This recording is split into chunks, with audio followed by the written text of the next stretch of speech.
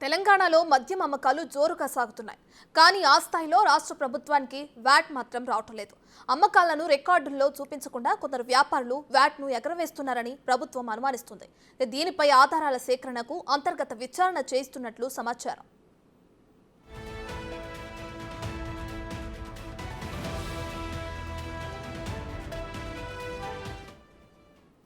కొద్ది రోజుల క్రితం టానిక్ దుకాణాల్లో వాణిజ్య పన్నుల శాఖ అధికారులు తనిఖీలు చేపట్టారు. ఆ తనిఖీల్లో భారీగా వ్యాట్ ఎగవేతలు బయటపడ్డాయి. ఆ తీగను పట్టుకుని అధికారులు ఓ మద్యం తయారీ డిస్టిలరీపై దాడులు చేశారు. అక్కడ ఏకంగా 15 లక్షల లీటర్ల అమ్మకాలు లెక్కల్లోకి రానట్లుగా తేలిందని సమాచారం. రాష్ట్ర బెవరేజెస్ కార్పొరేషన్కు చెందిన అన్ని డిస్టిలరీలు, గోదాములు, మద్యం దుకాణాల లెక్కలన్నీ పక్కాగా సేకరించి ఆడిట్ చేస్తే వందల కోట్ల అక్రమాలు బయటపడవచ్చని ప్రాథమిక ఆధారాలను బట్టి తెలుస్తోంది.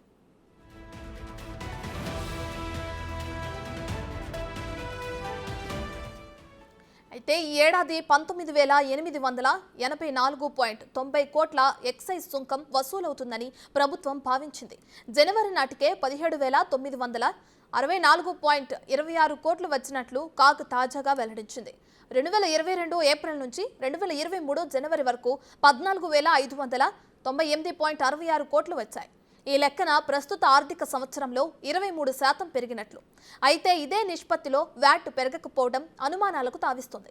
గత ఏప్రిల్ నుంచి ఫిబ్రవరి వరకు వ్యాట్ వసూళ్లు 13,332 కోట్లుగా ఉన్నాయి.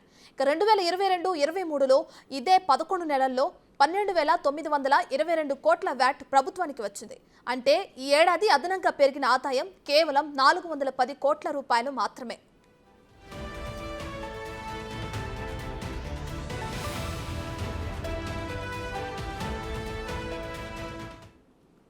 తొలుత రాష్ట్ర బెవరేజెస్ కార్పొరేషన్కు చెందిన డిస్టిలరీ నుంచి గోదాముకు మద్యం తరలిస్తారు. తర్వాత అక్కడి నుంచి మద్యం దుకాణానికి తీసుకెళ్తారు. డిస్టిలరీ నుంచి వెళ్లేటప్పుడే దాని విలువెంత, వ్యాట్ ఎంత రావాలనే పక్కా లెక్కతో ఈ-వే బిల్లు జారీ చేసి ఆన్లైన్ పోర్టల్లో నమోదు చేస్తారు. ఇక దాన్ని ఎక్కడ అమ్మినా వ్యాట్ సొమ్ము ప్రభుత్వానికి చేరుతుంది. కానీ వే బిల్లుపై వ్యాట్ వివరాలు లేకుండా పంపుతూ లక్షలాది లీటర్లపై వ్యాట్ ఎగవేస్తున్నట్లు తెలుస్తోంది.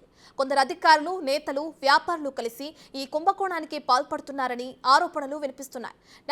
టానిక్లో ఇదే విధంగా లక్షలాది లీటర్లకు వ్యాట్ చెల్లించలేదని తేలింది. ఇక రాష్ట్ర వ్యాప్తంగా లోతుగా విచారిస్తే భారీగా అక్రమాలు బయటపడతాయని ప్రభుత్వం అనుమానిస్తోంది.